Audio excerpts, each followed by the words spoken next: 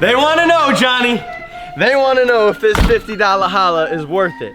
All you guys been commenting in the comment section. On a real note though, we're gonna let you guys know if the Daiwa Arid is worth the $50. A while ago I made a video talking about it. I was ecstatic about it, but I'm not quite sure if it's great because I really haven't fished with it that much. I have fished with it, but not enough to give you guys my full opinion. So now that the bass are biting, now that summer is here, let's go see if we can catch some fish.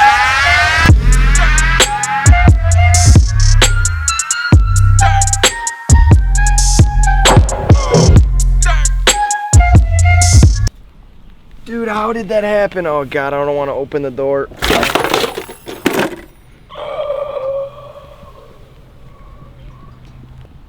Dude, how did that happen? Guys, my entire friggin' terminal tackle. Look at the freaking door jam. You gotta be dude, that is so bad. Holy shnikes. The whole thing. That's over 200 hooks. Just, well, Johnny, I guess we gotta clean up before we fish. The whole freaking parking lot's full of hooks. Alrighty, we got that all cleaned up. Aye. Back to the B-roll.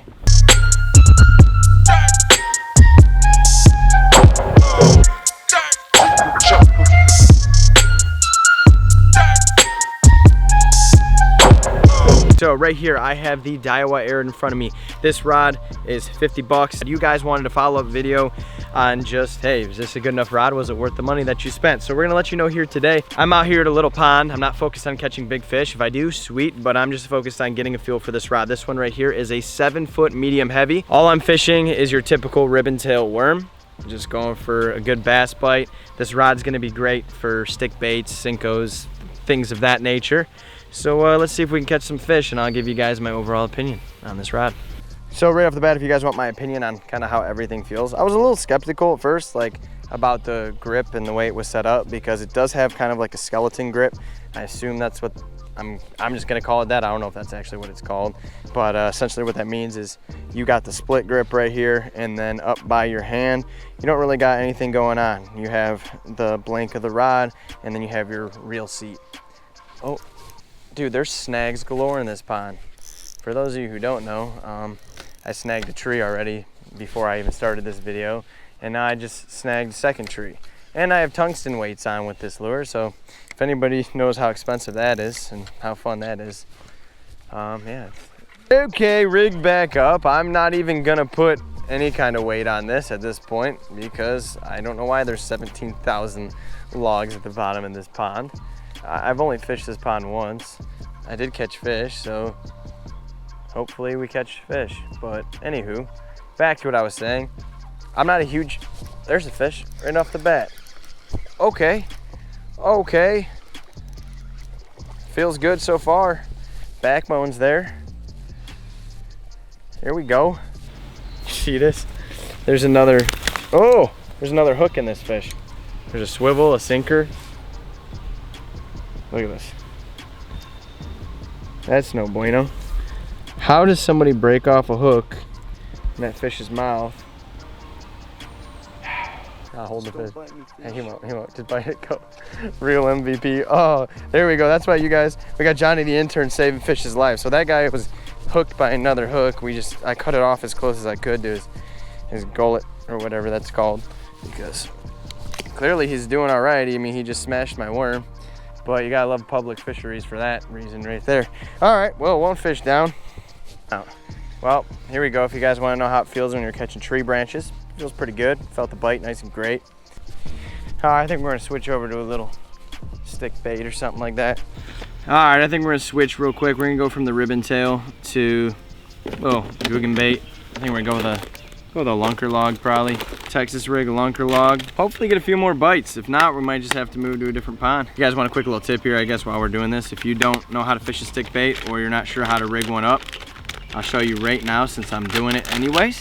All right, guys, so we're gonna take this bait right here. We're gonna go through the top of the bait like a centimeter. In case you guys are curious, this is called a Texas rig.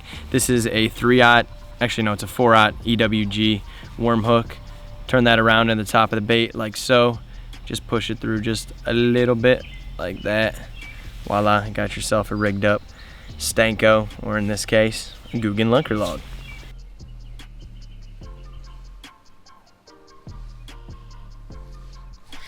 There's one.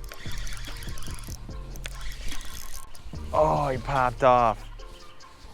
Oh, man. Okay, well, we'll see if we can get another one. I mean, I don't know how he didn't get hooked. He felt like he was hooked good. Must have been small. There's one.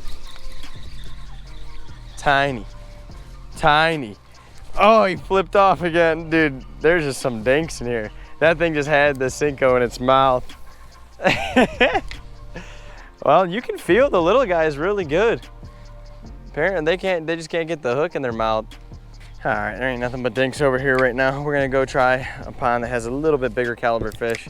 See if we can't get ourselves into something that will give me a little bit more of a test on this rod. We rolled into another lake. Like, it really doesn't get more, I guess, public than this. So I'm curious how this pond's gonna fish. I used to fish this pond when I was like 13. Water's super stained. We switched over to a Guggen Baits crack and crawl. Not the most ideal bait to fish with a spinning rod, but hey, we're gonna fish it in these rocks and hopefully catch a bass.